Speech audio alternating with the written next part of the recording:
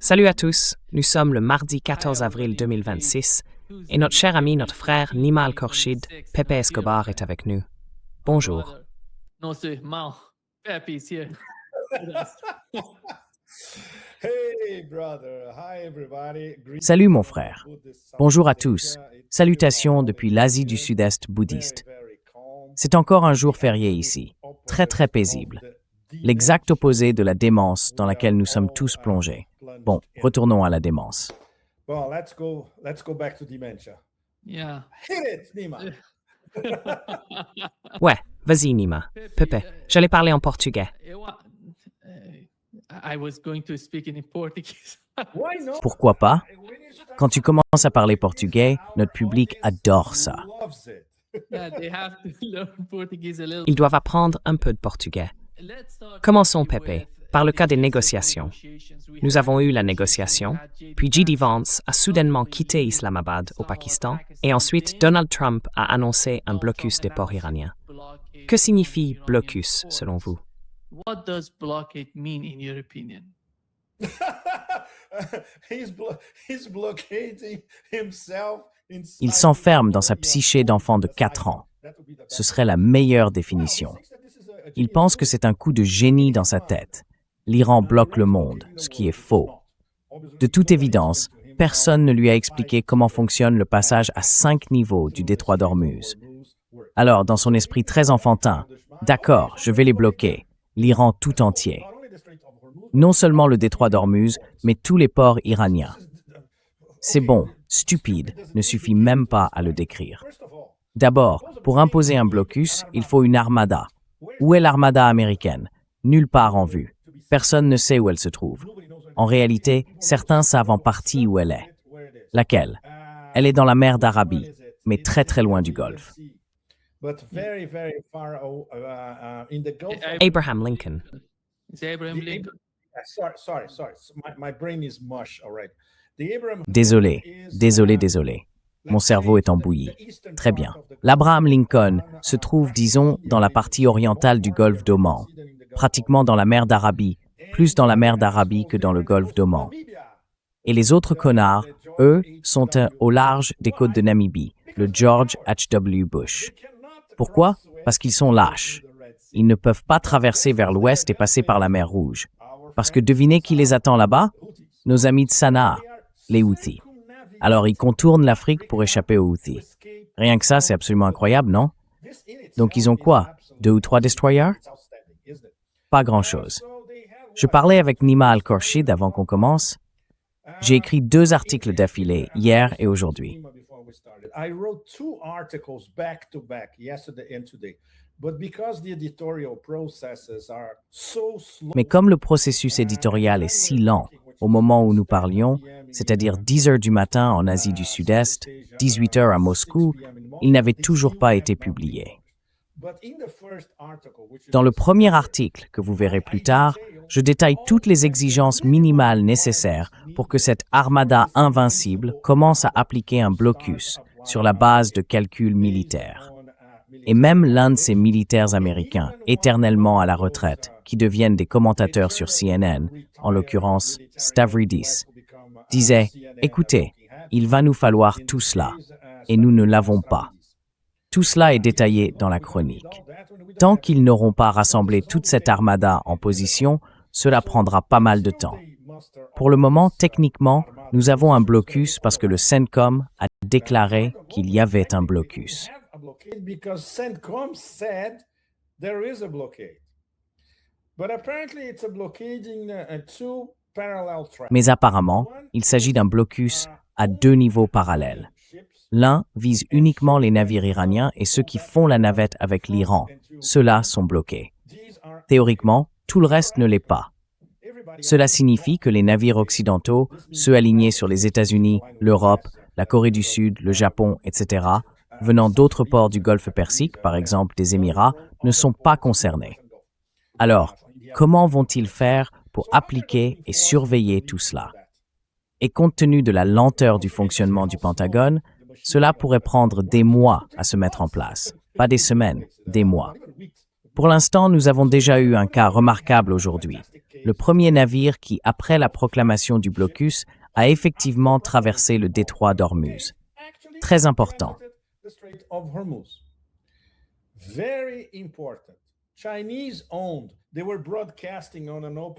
Appartenant à des Chinois, ils diffusaient sur un canal ouvert, visible par tous les traceurs de la planète. Propriété chinoise et équipage chinois, comme tout le monde le sait. Il appartient à une entreprise chinoise de Shanghai, mais navigue sous pavillon du Malawi. Très intéressant. Et encore plus intéressant, il n'est pas parti d'Iran, mais de Sharjah, aux Émirats.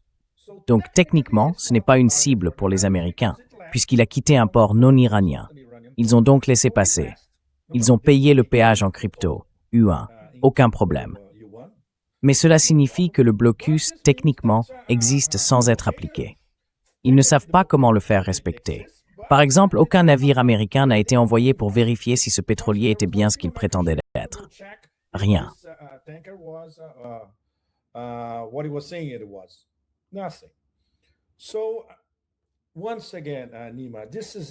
Donc, encore une fois, Nima, c'est essentiellement une gigantesque opération de relations publiques.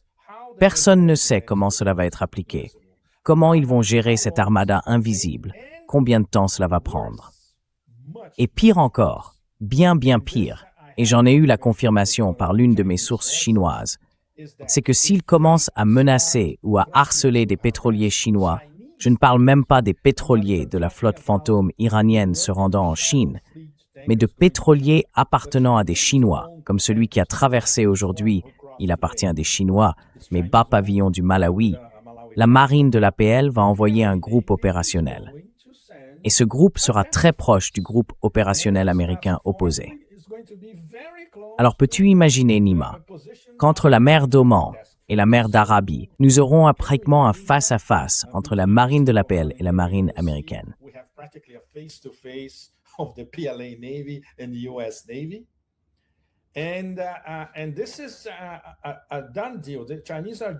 Et c'est une affaire conclue. Les Chinois attendent simplement de voir si le CENTCOM aura le courage, avant tout, d'intercepter un pétrolier chinois. Vont-ils monter à bord de ce pétrolier chinois? Vont-ils le rediriger vers Djibouti, par exemple? Ou vont-ils essayer de le couler si le pétrolier chinois refuse d'obtempérer? C'est donc ce que le monde entier attend de voir. Si les choses s'enveniment, c'est là que nous nous dirigeons. Et tout cela pour te dire, Nima, ainsi qu'à notre public, qu'il ne s'agit pas d'un blocus de l'Iran. C'est en réalité un blocus de la Chine, déguisé en blocus des ports iraniens. C'est le Saint Graal américain, qui va de pair avec quelque chose de très inquiétant se produisant en ce moment du côté de l'Indonésie.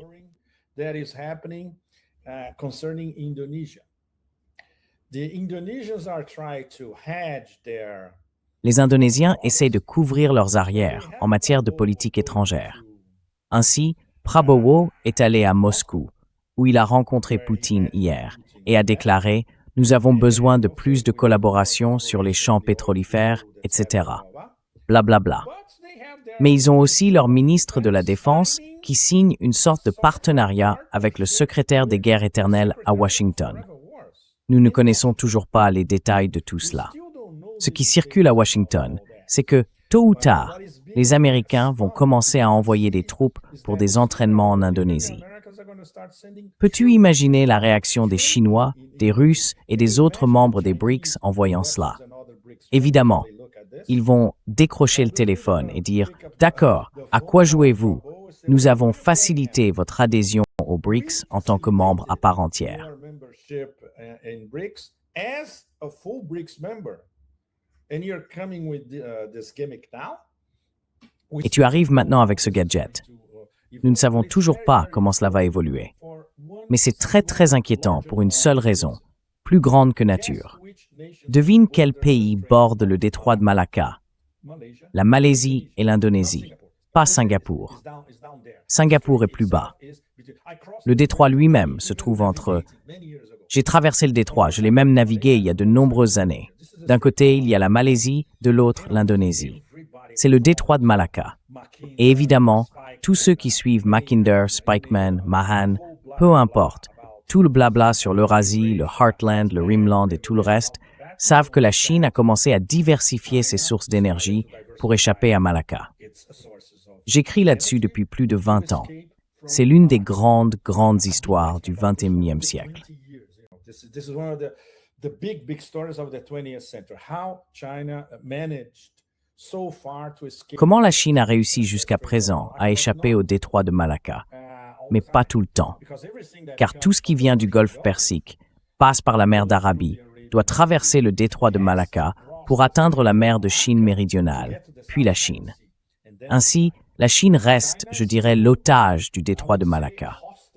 Mais on peut voir que le jeu américain est toujours le même. C'est une stratégie thalassocratique. Après, Britannia rules the waves. C'est America rules the waves et contrôle les goulets d'étranglement. Donc, s'ils ne peuvent pas obtenir ce qu'ils veulent à Hormuz, ce qui serait un très grand revers, ils se concentreront sur Malacca. Il n'y a aucun doute là-dessus. C'est pourquoi tout cela est très inquiétant. Et cela se produit en même temps. Very worrying. And it's happening at the same time.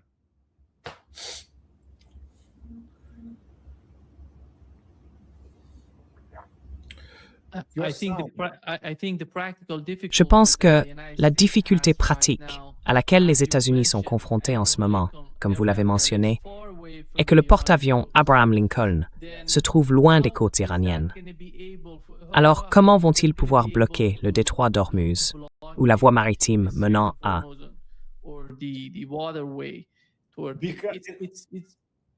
Good question, Nima, because they don't have the... Bonne question, Nima, parce qu'ils n'ont pas le courage d'aller jusqu'au golfe Persique ou au détroit d'Ormuz. Ils vont bloquer la sortie, et la sortie est très loin. Elle se trouve dans le golfe d'Oman. C'est exactement dans cette zone, le golfe d'Oman. C'est la même mer. C'est ridicule, mais c'est la même mer. J'y conduisais l'année dernière quand nous tournions notre documentaire. C'est magnifique.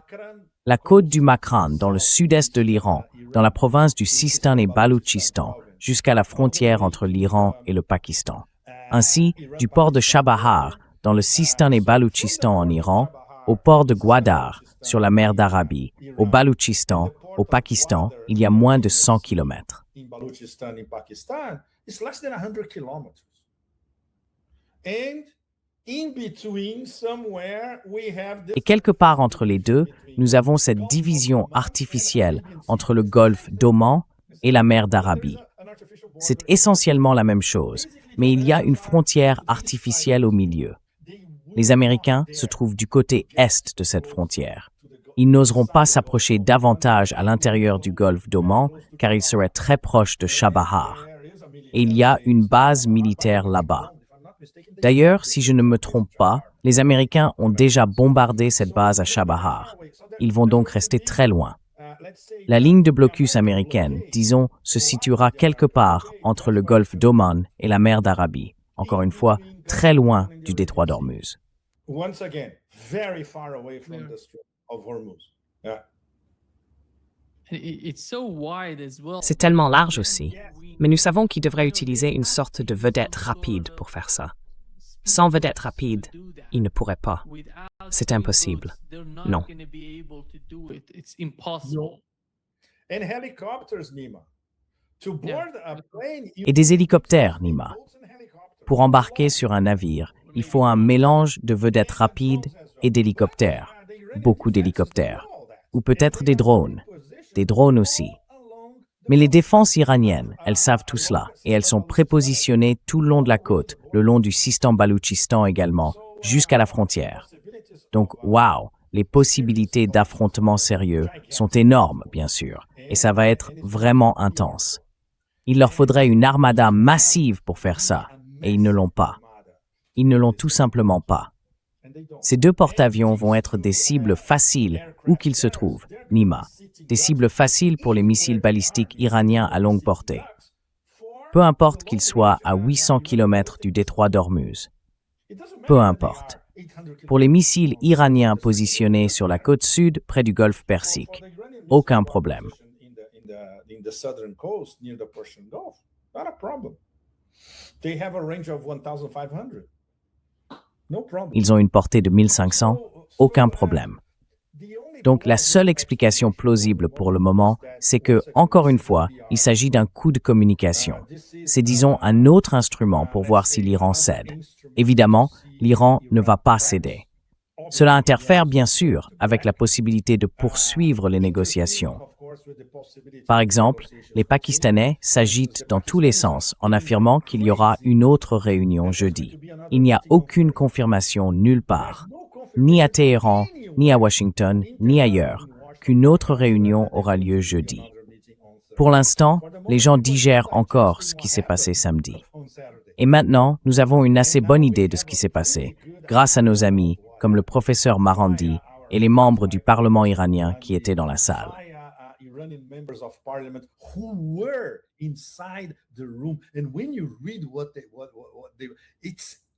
Et quand on lit ce qu'ils étaient, c'est ahurissant. Mais c'est quelque chose que nous soupçonnions déjà. Les bribes d'informations montraient que les Américains n'avaient absolument aucune idée des dossiers techniques. Ils n'y comprenaient rien. Nous le savions déjà. Deuxièmement, apparemment, selon Araksha lui-même, au début, la conversation avec Vance était relativement civilisée. Mais après l'ingérence directe du génocidaire à Tel Aviv, tout est parti en vrille. Je pense que cela est confirmé par toutes les sources du côté iranien et par certaines sources pakistanaises également.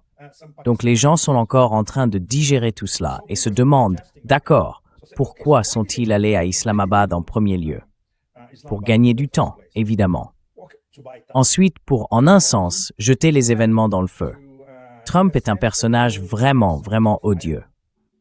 Trump is a very, very nasty character. And he knew that's why he didn't. Et il le savait. C'est pour ça qu'il n'a pas envoyé Marco Rubio dès le départ. Ils sont allés voir un fichu combat de l'UFC le soir de la négociation diplomatique la plus importante de l'histoire des relations entre les États-Unis et l'Iran depuis 47 ans. C'est pathétique. C'est pathétique. Et ils ont mis Vance en première ligne, en sachant qu'il n'avait aucune autonomie pour décider quoi que ce soit. D'où ces 12 coups de téléphone, peut-être, à la Maison-Blanche. Il ne pouvait donc rien décider sur le moment. Et puis, à la fin, il a sorti cette excuse stupide. L'Iran n'était pas prêt à accepter notre offre finale. C'est quoi ce genre de négociation? Ces idiots. Très bien. Envoyez ces idiots dans un bazar de tapis en Iran pour qu'ils apprennent comment fonctionne l'art de la négociation. Voilà comment fonctionne l'art de la négociation. De toute évidence, ils n'y comprennent rien.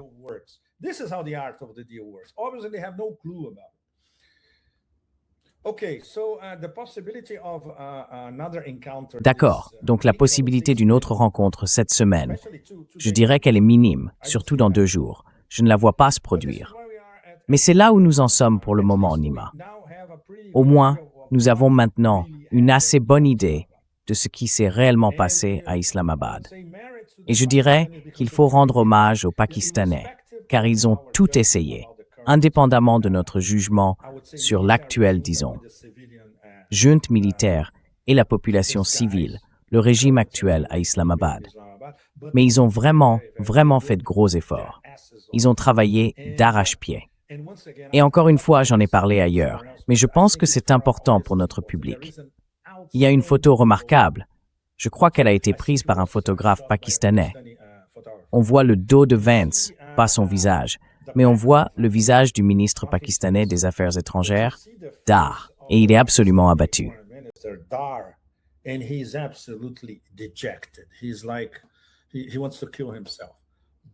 Il a l'air de vouloir se suicider.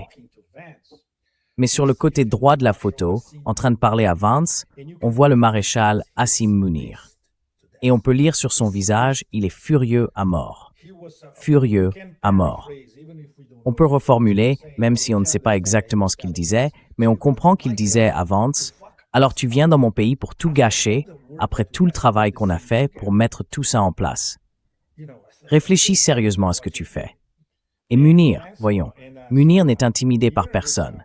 Un requin se met devant Munir, le requin s'enfuit. Donc j'imagine que Vance, qui n'a aucune expérience internationale, surtout à ce niveau, devait être terrifié, non? Je pense donc que cette photo en dit long sur ce qui s'est passé en coulisses. So I think this photo tells a lot of what happened in the background.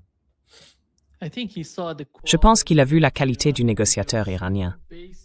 En gros, il n'est même pas comparable à Kalibaf. Beaucoup de gens ne connaissent pas Kalibaf. Il est gigantesque. Okay, Nima, D'accord, Nima. Dis-nous ce que tu sais sur Kalibaf en une minute. in 1 minute. Okay. D'accord, il a beaucoup d'expérience, Pépé. Il a révolutionné la police, tout le système policier de l'Iran. Tu sais, bien avant, il y a 10, 20, plus de 20 ans, il a occupé plusieurs postes. Il a été maire de Téhéran. En ce moment, il est le président du Parlement. Mais il est gigantesque en matière de négociation. Ses compétences, sa capacité à parler, à négocier, il est tout simplement incroyable.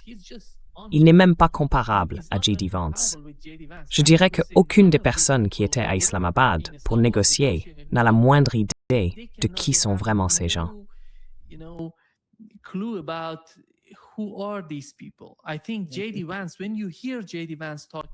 Je pense que J.D. Vance, quand on l'entend parler avant de quitter Islamabad, se demandait en gros, mais qui sont ces gens? Parce qu'ils savent de quoi ils parlent. Ils ont toute autorité sur ce qu'ils font. Ils savent exactement ce qu'ils font. Et ils disposent de tout le cadre fourni par la direction iranienne.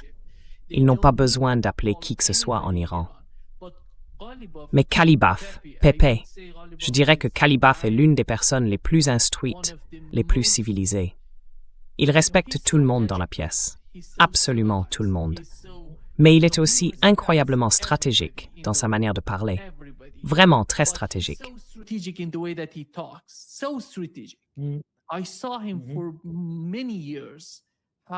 Je l'ai vu pendant de nombreuses années. J'ai vu comment il était.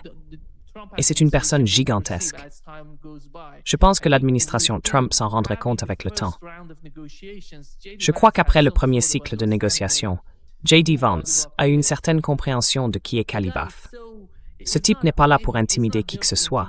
Il parle simplement comme il parle. Il est tellement charmant quand il parle, mais il sait de quoi il parle. Il sait ce qu'il veut. Oui, il sait tout. Ce type est, vous savez, je dirais, l'un des meilleurs négociateurs que l'Iran puisse amener à la table. Et il est actuellement le chef des négociations pour la délégation iranienne.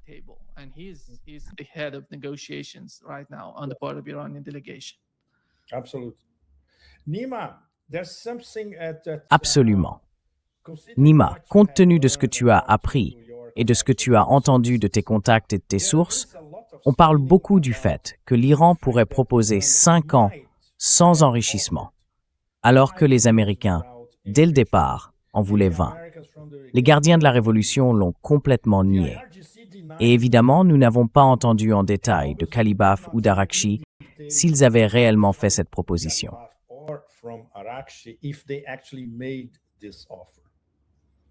Non, aucune confirmation. Rien du côté iranien. Nous n'avons rien entendu de ce genre. 5, 6, 2 ans. Rien. Rien de ce genre. Et d'un autre côté, je trouve qu'il est tout à fait absurde de suggérer que les Iraniens aient accepté une suspension de 5 ans de leur programme nucléaire. C'est impossible, Pépé. C'est impossible. Compte tenu de la réalité de ce qui se passe actuellement en Iran, c'est impossible. Ils ne vont pas faire ça. Et l'autre aspect, c'est que toute la négociation autour du programme nucléaire à base d'uranium est une question très technique. Cela relève bien plus des équipes techniques que des figures politiques.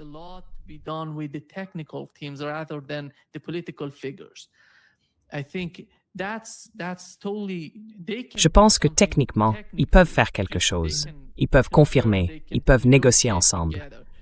Mais sortir avec cette idée que l'Iran a accepté 5 ans, je pense que c'est encore d'actualité. Ils lancent simplement cela pour créer une atmosphère qui leur est favorable dans les négociations. Tout tourne autour de la propagande. Comme vous l'avez mentionné, c'est du marketing politique, rien de plus. Et puisque personne, vous avez mentionné le député, que je considérerais comme une source totalement fiable, il a dit cela. De quoi s'agissait-il? Il a dit que tout tournait autour du détroit d'Ormuz. Les États-Unis demandaient 20 ans. ils ont refusé. Ce sont les principales raisons qu'il a évoquées, essentiellement le détroit d'Ormuz et le programme nucléaire iranien. Basically, the Strait of Hormuz and the Iranian nuclear program. Yes, yes, Yeah. yes. Oui, oui, oui. Il y a autre chose. Voyons voir. Maintenant, ça m'a complètement échappé. Voyons si je m'en souviens encore. Non, je ne m'en souviens pas. Je suis désolé. No, I can't remember. I'm sorry. Yeah. But okay, Pepe. But D'accord, Pepe. looking at what Mais en regardant ce qui se passe en ce moment, and les Émirats arabes unis sont allés en Chine. going to China. And they get slapped in the, I would say they got a kick. Et ils se font gifler. Je dirais qu'ils ont pris un coup de pied en pleine bouche. Peux-tu croire, Nima, que le fils arrogant et imbu de lui-même de MBZ soit allé à Pékin, ait rencontré Xi Jinping et lui ait fait la leçon sur la relation de la Chine avec l'Iran? Peux-tu croire ça? C'est ce qui s'est passé. Et le ministère chinois des Affaires étrangères, tu sais, oh, stupide tête enturbanée, retourne à ta place, retourne dans le trou à rats d'où tu viens. C'est ridicule. Absolument ridicule. Mais cela confirme une fois de plus que les Émirats arabes unis sont en pratique en guerre avec l'Iran. Et le CGRI va devoir faire quelque chose à ce sujet. Il n'y a aucun doute. Ils ont déjà dit, je dirais que c'est l'observation la plus indulgente qu'ils aient faite en public, qu'ils refusent de payer les péages dans le détroit d'Ormuz. Alors, que vont-ils faire? Envoyer une armada émirati là-bas? C'est ridicule. Mais en pratique, c'est très très sérieux. But for all practical purposes, this is very, very serious. And it's indirect. And don't forget, they are full members. Et c'est indirect. Et n'oubliez pas, ils sont membres à part entière des BRICS, comme l'Iran. Nous avons donc deux membres des BRICS en guerre l'un contre l'autre.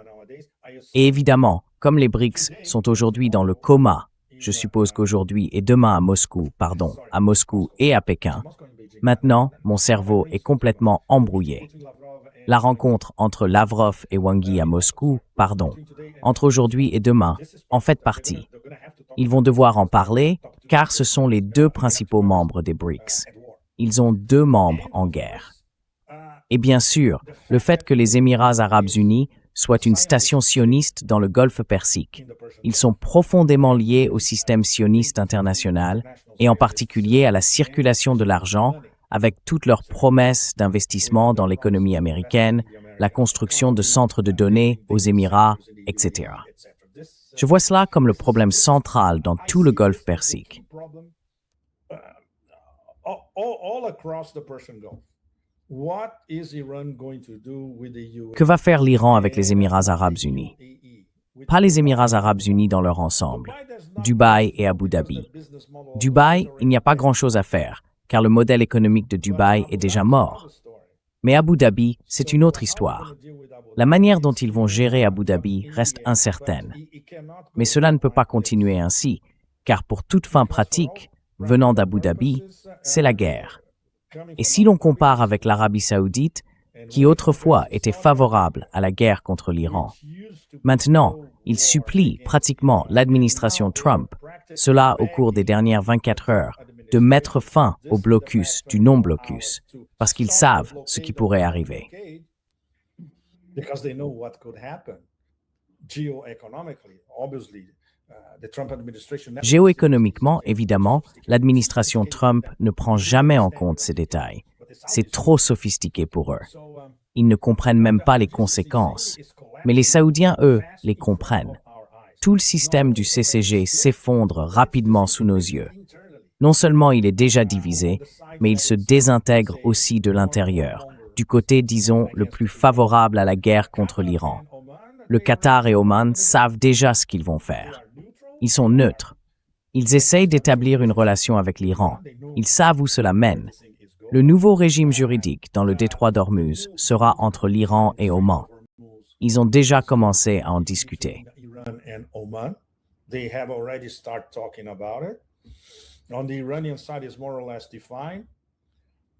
Du côté iranien, c'est plus ou moins défini. Ensuite, ils doivent discuter du partage, du tobus, exactement. Et rien de tout cela ne va changer. Les blocus américains imposés par un gamin de 4 ans qui se prend maintenant pour Jésus, ils ne vont rien changer. Rien du tout. Et c'est ça, Nima. Parce qu'une fois de plus, tout ce désordre nous ramène à la grande image, c'est-à-dire un autre chapitre de la grande guerre, les États-Unis contre la Chine. Et ils commencent à utiliser toutes les ruses possibles. Donc s'ils perdent le détroit d'Ormuz, c'est fini. Ils attaqueront à Malacca ou ailleurs. Sans aucun doute. Sans aucun doute.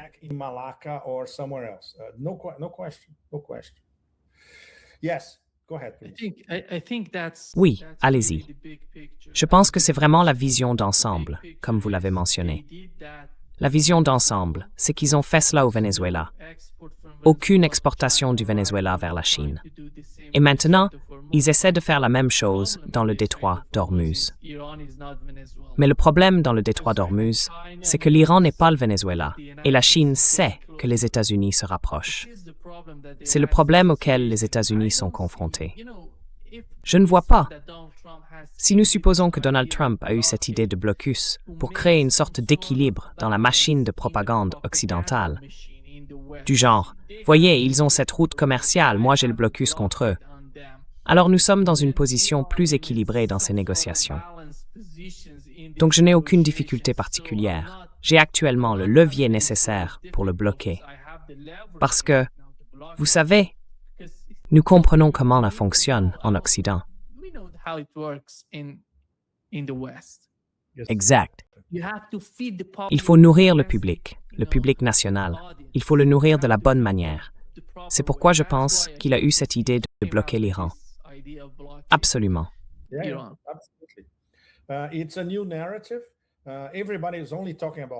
C'est un nouveau récit. Tout le monde ne parle que de ça. Personne ne parle de la défaite stratégique qui est pourtant bien là. Après tout, ils suppliaient pour un cessez-le-feu. Et après, le premier chapitre de, disons, la première négociation à l'intérieur du cessez-le-feu s'effondre parce qu'ils l'ont fait échouer, il lui fallait un autre récit, entre le blocus. Donc cela pourrait durer encore quelques jours et disparaître. Ou bien, si cela dure plus de quelques jours, alors la planète entière demandera « Très bien, allez-vous mettre en œuvre votre blocus? Montrez-nous. Allez-vous arrêter les pétroliers chinois dans le golfe d'Oman? Voyons cela. » Et évidemment, ce sera une humiliation totale. Nous savons tous que, quoi qu'il arrive, ce sera une humiliation totale. C'est pourquoi ils ont en réalité besoin d'un nouveau cycle de négociation. Il n'y a aucun doute là-dessus. Nous pourrions donc avoir un autre quand se termine le cessez-le-feu de 2 semaines. C'est le 24, 25, 26 avril, quelque chose comme ça.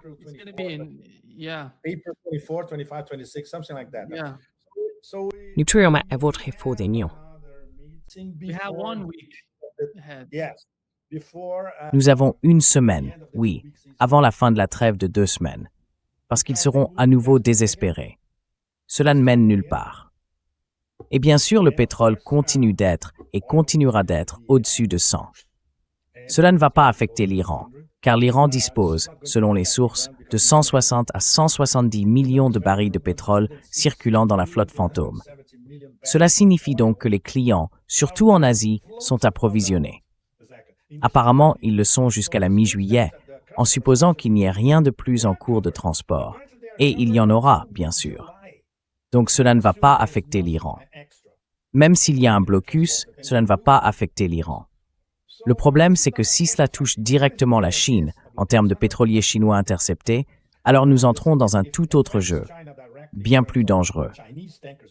Trump est-il prêt à en payer le prix? J'en doute. C'est essentiellement un lâche. Et puis, les gens du complexe militaro-industriel disent « Regardez, nous ne pouvons pas faire ça, car nous allons être humiliés. »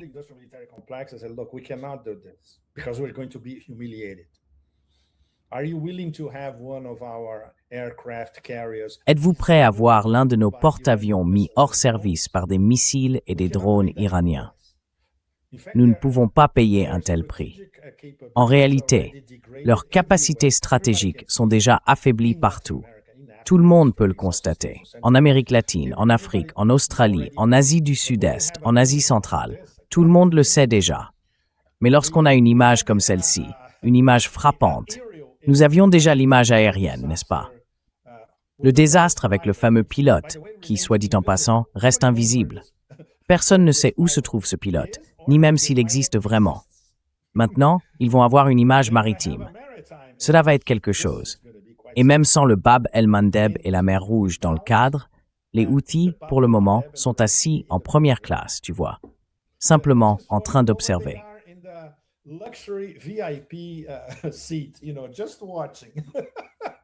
Exactement. Ils ne font rien pour le moment. Ils se contentent de regarder. Ils n'ont rien à faire pour le moment. Hier, nous avons eu un appel téléphonique entre le ministre des Affaires étrangères d'Iran et le ministre des Affaires étrangères d'Arabie saoudite. Ils se sont parlé et je pense que l'Iran a envoyé un rapport. Oui. Tu vois, Nima, l'Arabie saoudite et l'Iran se parlent. Les Émirats vont à Pékin, disant en gros aux Chinois, vous devez vous opposer à l'Iran. Donc ça te dit tout sur ce qui se passe vraiment dans le Golfe Persique. Oui.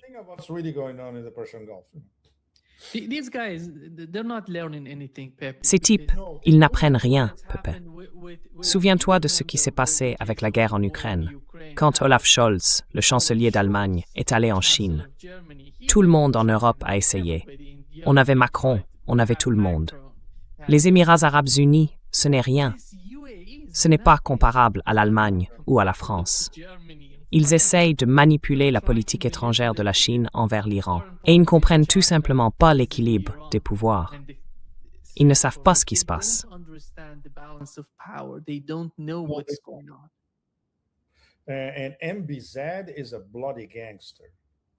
Et MBZ est un fichu gangster, l'un des pires. C'est compliqué, par exemple. On ne peut pas dire ça à Moscou. Dans notre cas, en tant qu'étranger, dès qu'on commence à aborder la question des Émirats arabes unis, tout le monde devient visiblement mal à l'aise parce que les relations entre la Russie et les Émirats sont très étroites. Mais alors, c'est un fichu gangster. Et écoute, je connais des gens en Europe qui ont des contacts avec la famille royale des Émirats. Et ils disent qu'il est pire qu'un gangster, en réalité. Et la famille, c'est la même chose. Ce fils stupide qui est allé à Pékin aujourd'hui, incroyable, il est encore pire que le père. Donc évidemment, il ne voit rien. Et il se croit tout permis parce que, par exemple, ils ont des puits de pétrole illimités à Abu Dhabi.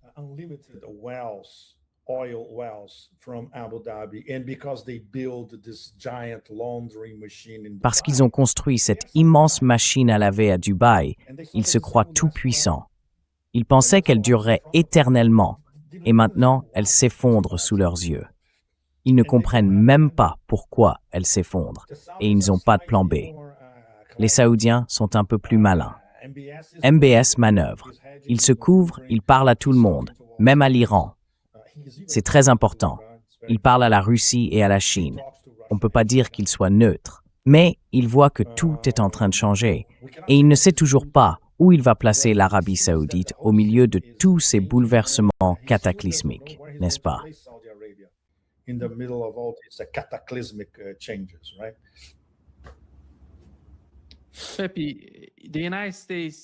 CEPI, les États-Unis veulent obtenir par la négociation ce qu'ils n'ont pas pu obtenir en menant la guerre contre l'Iran. En gros, tu sais, l'uranium enrichi en Iran. Et nous savons que l'objectif principal était un changement de régime. Mais après tout, si l'on suppose que l'un des objectifs était d'arrêter le programme nucléaire iranien, cela n'a pas été atteint par la guerre. Et maintenant, par la négociation, ils essayent d'imposer cela à l'Iran, d'imposer ces conditions à l'Iran. Je ne vois pas l'Iran accepter cela. Et je ne vois pas Donald Trump. Eh bien, tu as mentionné le professeur Miranda. J'ai parlé avec lui hier. Pendant les négociations, devine qui appelait Washington et d'autres endroits pour obtenir des suggestions ou des directives. C'était J.D. Vance qui appelait Washington. C'était J.D. Vance qui appelait Benjamin Netanyahu. Ce n'étaient pas les Iraniens qui appelaient Téhéran pour voir ce qu'ils allaient faire.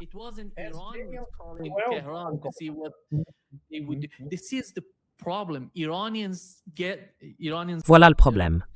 Les Iraniens sont arrivés totalement préparés. On pouvait voir l'équipe juridique, l'équipe économique, toutes ces différentes équipes. 5 comités étaient présents pour négocier chaque aspect des discussions. Mais on ne voit pas cela du côté américain. Même J.D. Vance doit parler avec Benjamin Netanyahu. Netanyahu lui-même a déclaré hier que J.D. Vance, sur le chemin du retour, l'avait appelé et lui avait tout raconté. Ils reçoivent ces comptes rendus quotidiens de l'administration Trump sur les discussions et les messages en cours, les négociations ou quoi qu'ils aient. Et c'est bien là le problème. Je ne vois aucune issue à ces négociations tant que Benjamin Netanyahou dirige les opérations.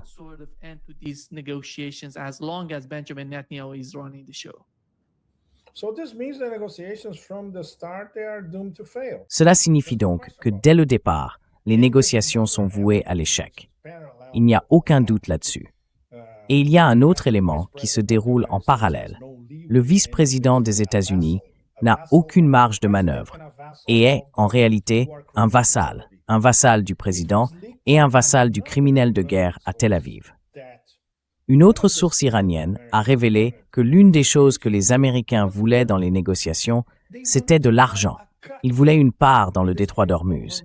Ils voulaient leur propre poste de péage, dont les recettes iraient dans les poches de la famille Trump et de leurs acolytes. C'est pour cela que nous avons eu Tweedledee et Tweedledum, Eckle et Jekyll, Dumb et Dumber, Witkoff, Kushner, là-bas.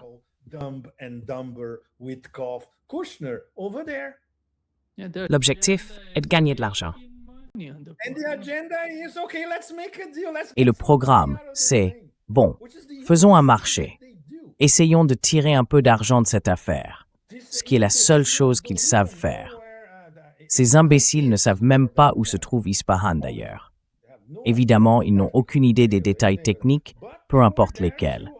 Mais ils étaient là pour dire, bon, voyons comment remplir nos poches avec cette histoire. C'est pathétique. C'est absolument pathétique. Cela en dit long sur le niveau d'impréparation de cette soi-disant équipe de négociation. Et quand on n'envoie même pas son secrétaire d'État à la réunion de politique étrangère, la plus importante de l'histoire des États-Unis et de l'Iran depuis 47 ans, c'est qu'on n'est pas sérieux. C'est une plaisanterie.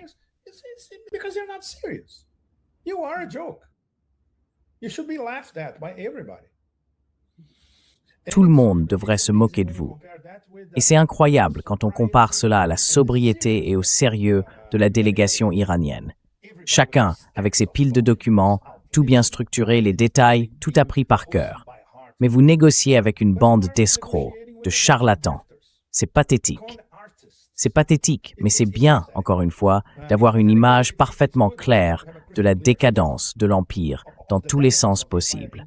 Morale, spirituelle, éducatif, diplomatique, bien sûr, géoéconomique, géopolitique, militaire, tout ce que vous voulez. C'est tout l'édifice qui s'effondre sous nos yeux, et pire encore, otage d'un régime génocidaire en Asie occidentale. C'est encore pire. Très bien. Allez-y, je vous en prie.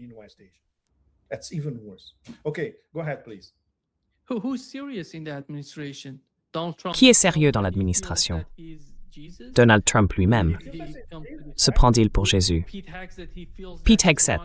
Pense-t-il qu'il dirige le monde, en gros, en envoyant, vous savez, on voit Marco Rubio, depuis le premier jour il se comportait comme le secrétaire d'État, mais il ne participe pas aux négociations avec l'Ukraine, ni avec les Iraniens.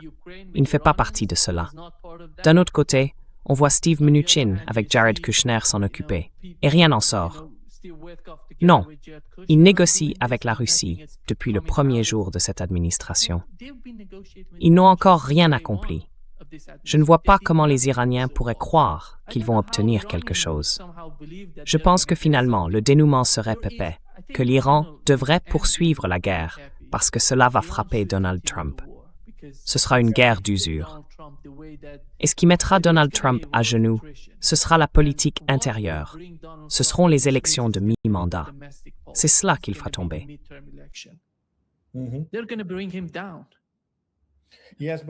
Oui, mais nous ne pouvons pas avoir une guerre qui dure encore quelques mois, Nima. Sinon, toute l'économie mondiale s'effondrera. Ouais, c'est là le problème. Parce que cela devrait toucher Donald Trump. Il ne semble pas que oui, je le sais.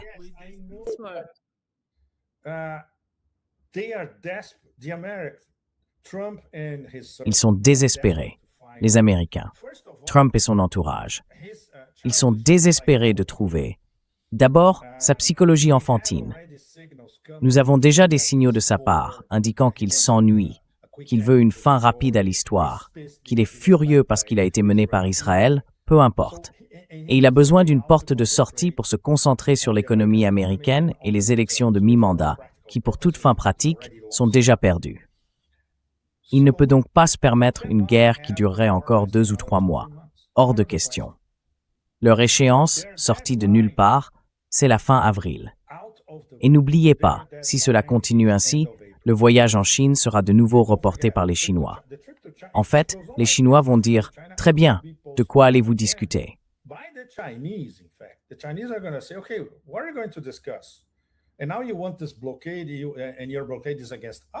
Et maintenant, vous voulez ce blocus, et votre blocus est dirigé contre nous, et vous venez ici, à Pékin, pour nous en parler? Non, cela ne nous intéresse pas. Leur fenêtre pour parvenir à un accord quelconque est aujourd'hui, nous sommes le 14, dans 2 semaines au maximum. Et les Iraniens le savent, car ils sont prêts pour une guerre d'usure qui pourrait durer des mois. Les Américains, eux, ne le sont pas. Ils ne peuvent pas se le permettre. Sans parler de l'économie mondiale. Et sans parler du fait que tout le monde sur la planète va tenir Trump et son équipe pour responsables de ce qui se passe.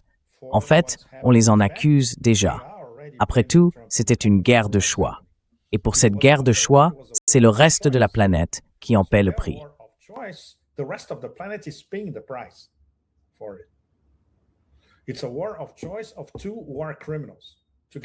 C'est une guerre de choix menée par 2 criminels de guerre ensemble. Et la planète entière est prise en otage par cette guerre de choix. Donc, si cela continue encore 1 mois ou 2, waouh! Bon, revenons-en. Réalistement, Nima, comment les Américains pourraient-ils mettre fin à leur guerre dans les 2 prochaines semaines sans admettre qu'ils ont été vaincus stratégiquement, globalement, sur tous les plans? Et c'est exactement ce qu'il essaie de faire. Ou les idiots qui l'entourent. Comment pouvons-nous présenter notre défaite comme une sorte de victoire? Et ils ne le peuvent pas. Où que tu regardes, il n'y a aucun moyen. C'est un zugzwang. Il n'y a pas d'issue. Quel que soit le mouvement que tu fais, tu reconnais que tu as été vaincu. N'est-ce pas? Il n'y a absolument rien qu'ils puissent présenter pour dire « nous avons gagné ».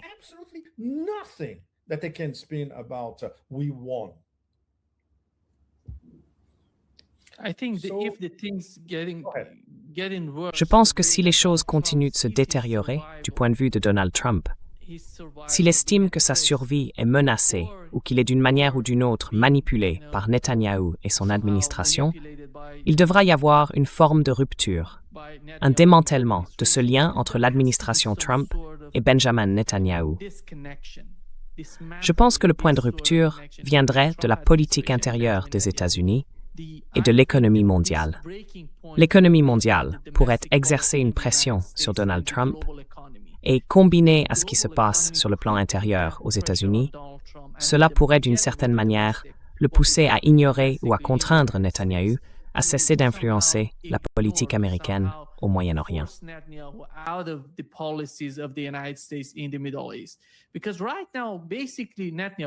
Parce qu'en ce moment, en gros, c'est Netanyahou qui mène la danse. Je pense que nous avons toutes les preuves qu'Israël dirige les opérations. Je ne vois pas Donald Trump comme incapable de rompre avec Israël. Mais je pense que si la situation continue de se détériorer, et cela pourrait arriver, cela pourrait conduire à une sorte d'avancée dans les négociations, dans ce qui se passe sur le plan diplomatique entre l'Iran et les États-Unis.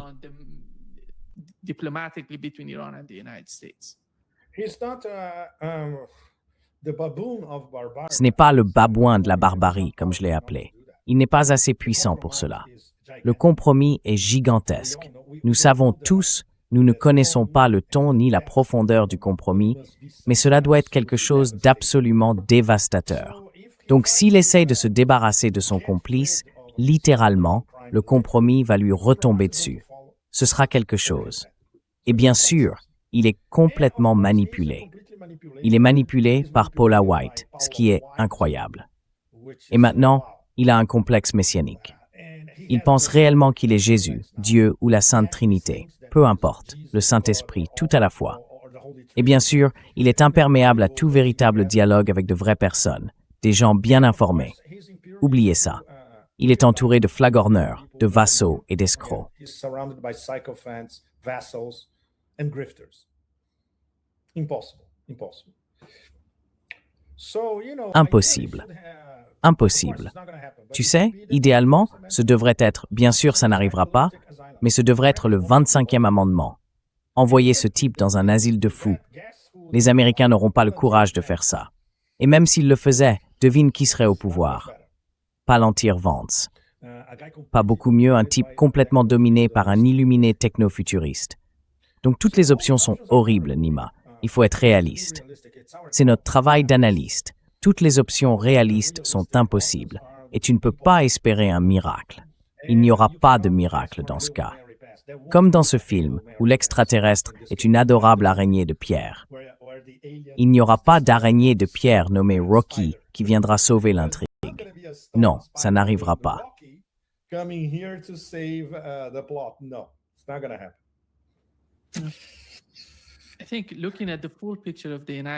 Je pense que, en regardant la situation globale des États-Unis aujourd'hui, comme conséquence de la guerre au Moyen-Orient, c'est incroyable pour les États-Unis en tant qu'empire. Regardez l'Espagne aujourd'hui. Ils sont allés en Chine. Ils ont dit non aux États-Unis. Ils affirment leur souveraineté. Ils veulent définir l'avenir ensemble avec la Chine. Je parle bien de l'Espagne.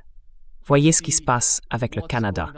Le Canada disait que 70% de son budget de défense allait aux États-Unis chaque année. Aujourd'hui, ce ne sera plus le cas. Vous savez, Donald Trump accomplit quelque chose que personne n'aurait pu accomplir auparavant, en termes de défaite ou de démantèlement de l'Empire américain. Ce n'est pas seulement physique, avec les bases américaines au Moyen-Orient, mais aussi psychologique, économique. Ce qu'il fait aux États-Unis est tout simplement stupéfiant. C'est le cas.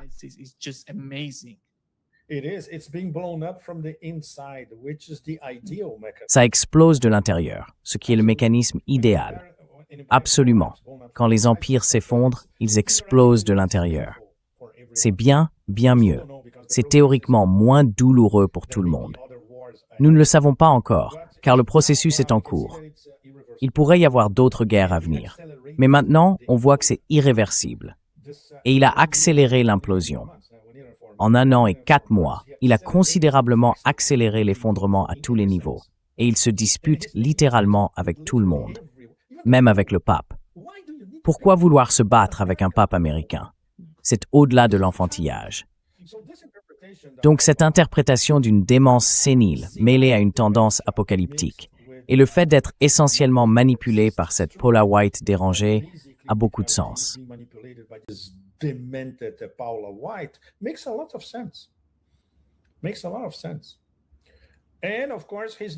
Ça a beaucoup de sens. Et bien sûr, son incohérence naturelle. Il ne lit pas, il ne s'informe pas. Il méprise les gens qui sont informés ou qui le contredisent ou qui essaient de l'impliquer dans quoi que ce soit d'un tant soit peu analytique. Cela explique tout. Le paysage psychologique est plutôt bien cartographié. Le problème, c'est qu'il est toujours aux commandes. Aux commandes, entre guillemets, n'est-ce pas, Nima? Parce que nous savons qui est vraiment aux commandes. Il n'est que leur messager. Alors, eh bien, il n'y a pas eu de fuite sur ce dont ils ont discuté, au Bilderberg à Washington d'ailleurs. J'ai une taupe là-bas, mais il ne me dira jamais rien. Ils ont une culture du secret, surtout avec les journalistes et les analystes. Ils ne diront jamais ce qui s'est réellement passé.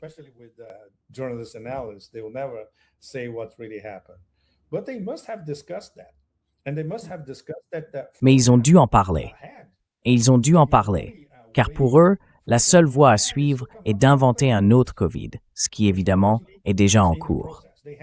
Ils doivent créer quelque chose d'aussi traumatisant que le COVID pour reprendre une certaine forme de contrôle. Et c'est ce qui va arriver ensuite. Effrayant. C'est effrayant. Et bien sûr, ce qui arrive ensuite est directement lié à l'effondrement de l'économie mondiale. Ils vont utiliser la débâcle de l'économie mondiale pour inventer quelque chose. Il n'y a aucun doute là-dessus. Et encore une fois, même s'il y avait le 25e amendement, Nima, et que nous obtenions Palantir Vance n'est qu'un rouage de cette machine, la machine techno-affiliatiste. Donc partout où nous regardons, c'est vraiment effrayant. Oui, oui. we look, it's really scary. Yeah. Obrigado, Pepe. Pepe, mais c'est beau. Obrigado. Você, Et toi, Daf Smalling, mais c'est votre race, non? realists, né? Exactement. Il n'y a aucun moyen. C'est impossible. Il faut le voir tel qu'il est. Ouais, ouais. Yeah. Yeah. Thank you. Merci beaucoup, Madison, to me. Tout le monde. Merci. Thank you. And our audience, Et à notre public, salutations bouddhistes, depuis une latitude relativement normale en Asie du Sud-Est. Merci, merci.